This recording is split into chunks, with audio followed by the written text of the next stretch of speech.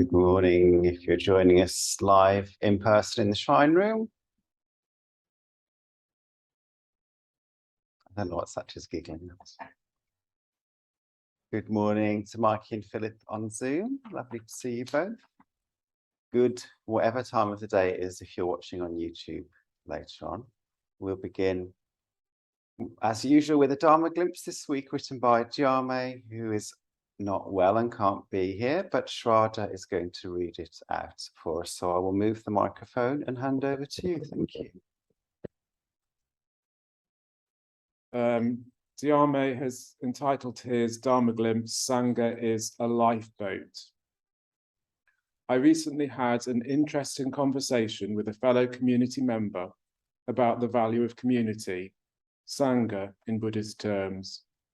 As is often the case in these community discussions, tantalizing questions and ideas came up that made me think about how important the Sangha is as a spiritual model for the world at large, and as a practical method of survival in a time of planetary emergency. Every now and then, I am inclined to stop and evaluate my place in the world. I've lived in community for a long time now, and sometimes wonder whether it's time for a change, whether there might be a home somewhere out there waiting to accommodate and fulfill me in ways that my current situation can't. Whether I might be taking up space that would better serve somebody else, or just simply outstaying my welcome.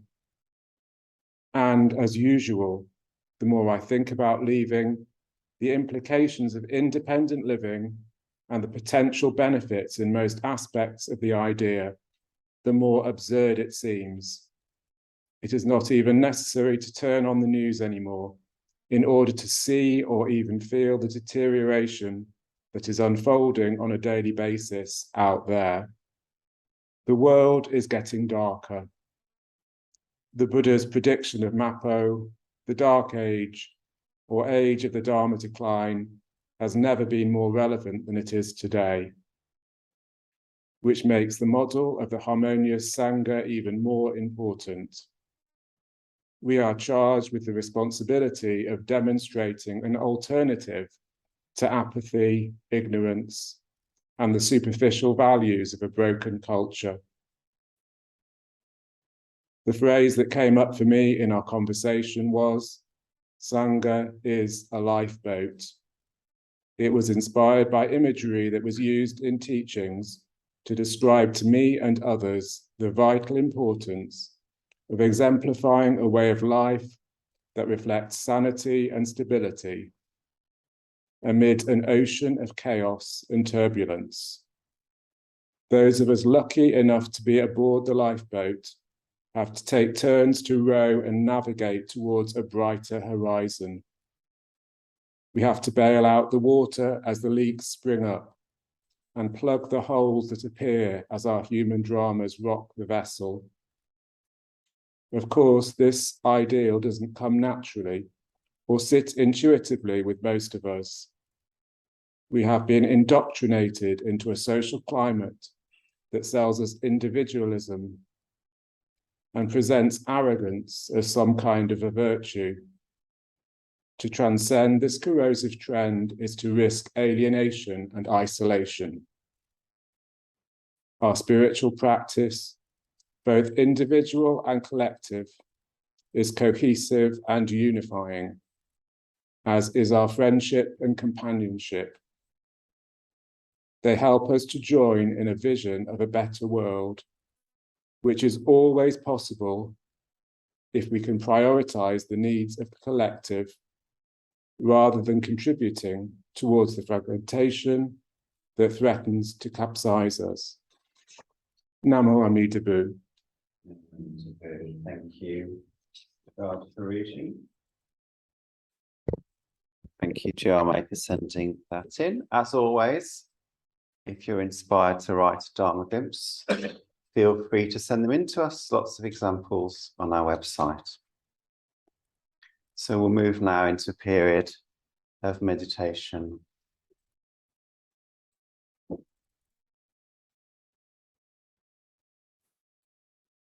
And the invitation, as on Wednesday evening, to have a soft, open awareness. Often in meditation, we have a single pointed concentration on one thing, on the breath or sensations in the body.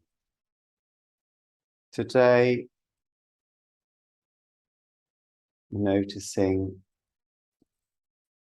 anything that comes into your awareness, like noticing the things that come into your peripheral vision. But today would be perhaps peripheral hearing, peripheral body sensations, peripheral, etc.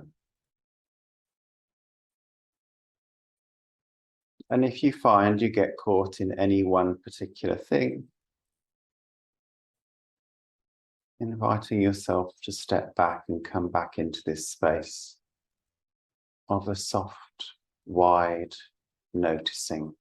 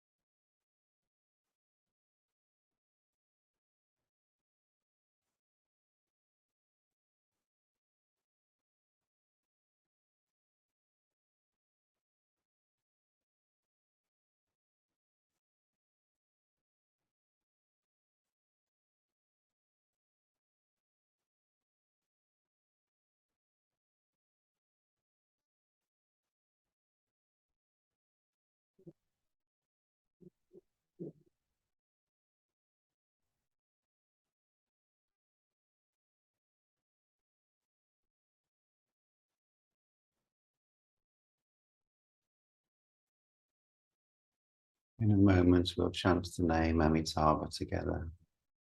Amitabha is the Buddha of infinite light, and the light is love, wise, clear-seeing, unconditional love. So as we recite the name, you can think of this as invoking that quality, or perhaps, if you prefer, remembering that that quality is already here.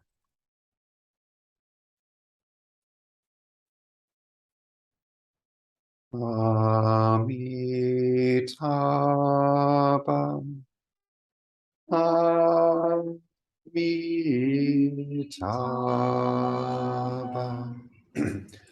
Amitabha,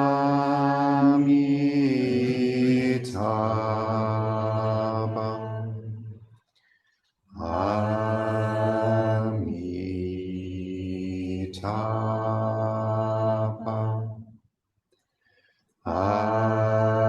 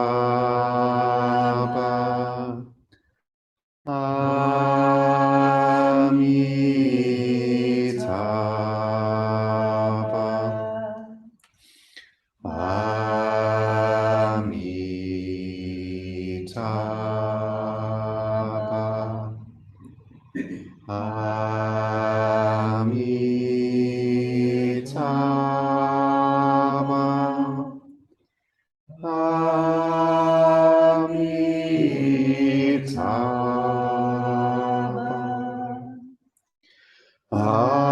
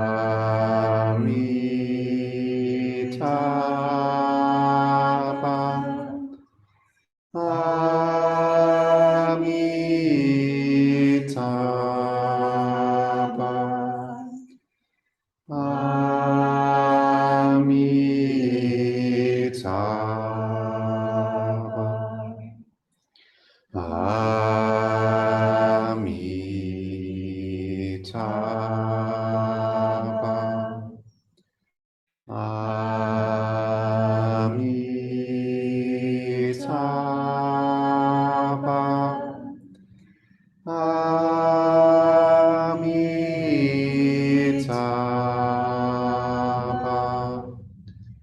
Amitabha.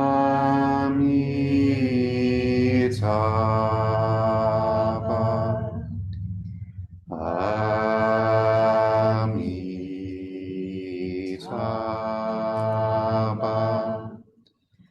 Amitabha.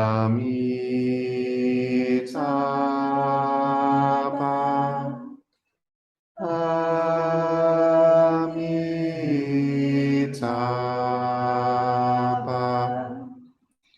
Amitabha.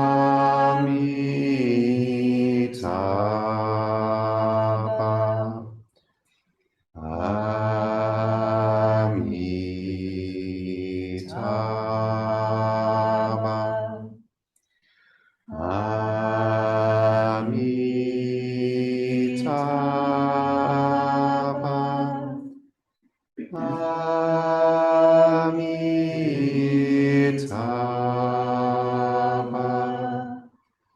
Amitabha. Amitabha.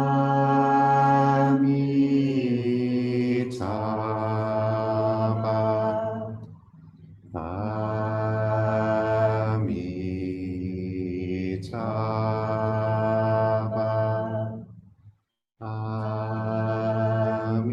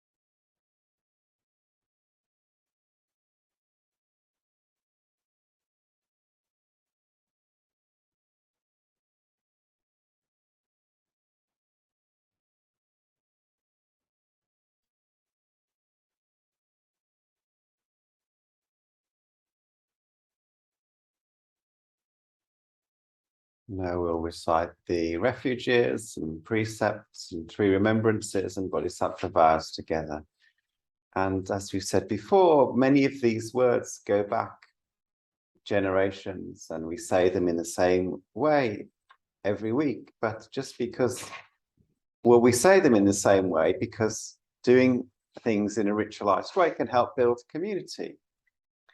But saying exactly the same words isn't an invitation to rigidity or to following, oh, these are the rules I must follow, beep, beep, beep, I'm an ethical robot, but rather an invitation to go deeper. They invite us to find what is truly loving, a truly loving response moment to moment, but we kind of don't always know, and maybe it's helpful to have some sense of what the shape of that is. So these are the words that we say. Please repeat after me. For refuge, I go to the Buddha.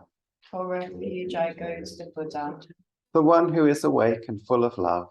the one who is awake and full of love. Namo Buddhaya. Namo Buddhaya. For refuge, I go to the Dharma. For refuge, I go to the Dharma, All that guides us to wisdom and compassion. all that guides us to wisdom and compassion. Namo Dhammaya. Namo Dharma. For refuge, I go to the Sangha. For refuge, I go to the Sangha, Those who live in the Buddha's light. those who live in the Buddha's light. Namo Sanghaya. Namo Sangha. With faith in the three jewels. With faith in the three jewels, I pray that I may not take life. I pray that I may not take life. With faith in the three jewels. With faith in the three jewels, I pray that I may not steal. I pray that I may not steal. With faith in the three jewels. With faith in the three jewels, I pray that I may not fall into sexual misconduct. I pray that I may not fall into sexual misconduct. With faith in the three jewels. With faith in the three jewels, I pray that I may not fall into wrong speech. I pray that I may not fall into wrong speech. With faith in the three jewels. With faith in the three jewels, I pray that I may avoid intoxication. I pray that I may avoid intoxication. No blame. No blame, Be kind. be kind, Love everything. love everything. Innumerable are sentient beings. We vow to save them all. Inexhaustible are deluded passions. We vow to transform them all. Immeasurable are the Dharma teachings. We vow to master them all. Infinite is the Buddha's way. We vow to fulfill it completely.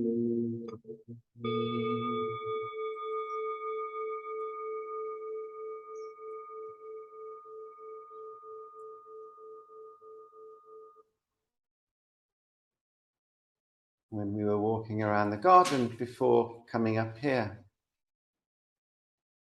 I spotted a brand new dahlia or dahlia?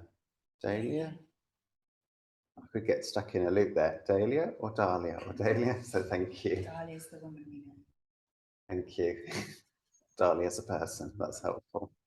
I'll forget next time. So, a brand new dahlia bloom. Bright yellow, like the ones in the vase on the shrine, but yellow rather than pale pink, and fresh and new. And it's nearly the last day of October. And it was so cheerful. I was so pleased to see it. And we've been talking about the mild weather before practice, and Satya said it, this warmth is 3 times more likely because of climate change. And I know in France, they're experiencing record, or they're expecting to experience record top temperatures for this time of year. And I was reminded of the Buddha holding up the flower and Mahakashyapa smiling, which is where the Zen lineage of Buddhism traces itself back to that moment.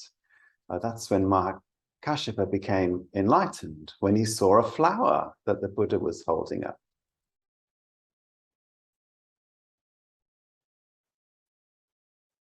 And flowers are still used by contemporary Zen teachers today as symbols of awakening. They talk about the natural way a flower exists without any expectations, just being itself. And we're invited by Buddhism, particularly in the language of Zen Buddhism, to wake up to reality as it is.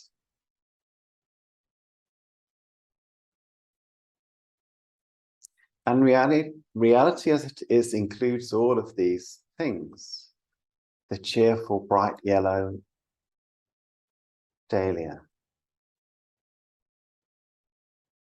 The unusually warm weather that is a symptom of the same problem that has displaced hundreds of thousands of people around the world, and people have died in extreme weather events like the recent flooding in Nigeria.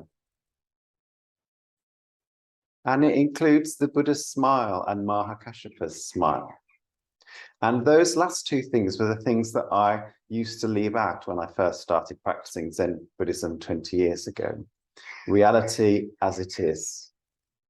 Well, that just means the things I can see and touch and read about and can measure. The things I can measure. And my meditation practice helps me come to terms with a sort of pessimistic view of the world. Oh, there's a lot of trouble around. But I can sort of make my peace with this by doing 20 minutes of sitting once or twice a day. Which I don't do. I don't do that practice now, but that's what I was doing when I first started, like a very diligent student.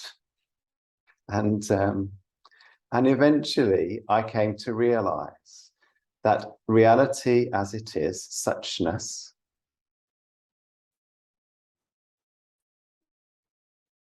which is actually a translation of one of the nicknames of the Buddha, the one who goes to enlightenment, or the one who comes from enlightenment to us, must also include that smile of the Buddha, because that is always present somehow.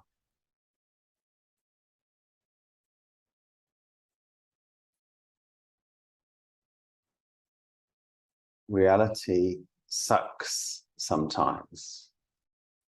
And yet, a loving response is always possible.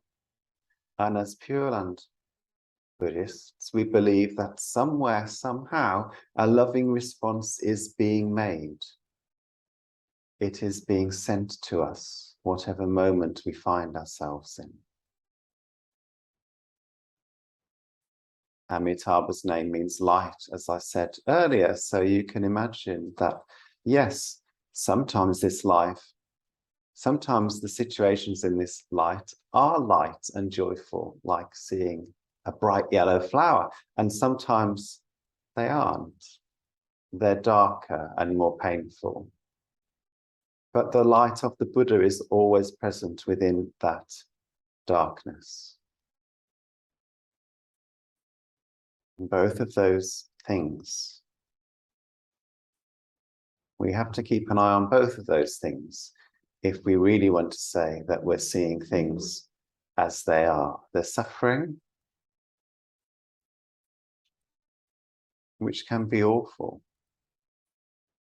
and the bright yellow flowers, and the loving response of humans and non-humans and Buddhas. No moment to be.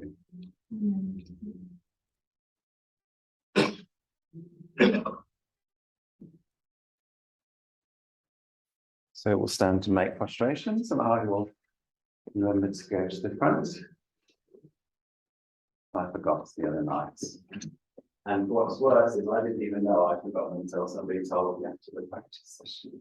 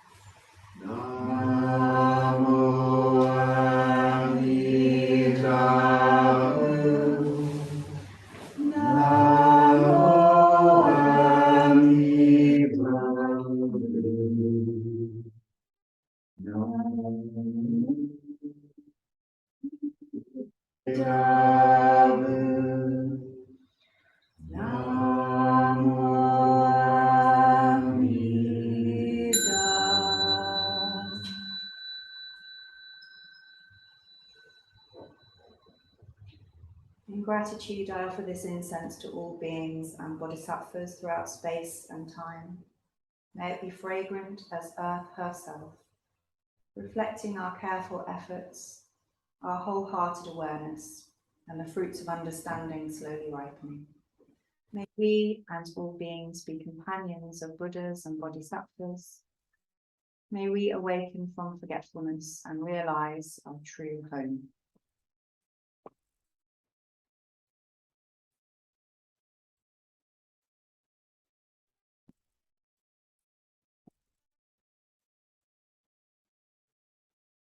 We'll finish with the closing verse, which you can find.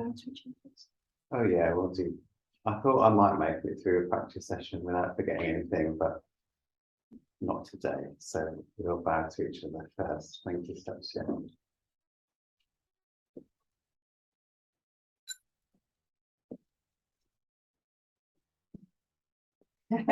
We all missed each other completely. And to the main shrine. To our seats. And now we'll finish with the closing verse. Feel free to unmute if you're on Zoom and want to join in. Blessed by Amitabha's light, may we care for all living things and the holy earth. Namo Amita Boo. And just a reminder, we've got the retreat day next Saturday, which will, in this slot that we've just had, we'll have the talk by Naga Priya, which we're looking forward to. Space is available for the next set of book groups. Do let Satya or myself know if you're interested. December Fan by Kiyosara Manchin. It's just 5 weeks long, either on Zoom or here in the temple. December Fan is a Japanese idiom that means chocolate teapot. And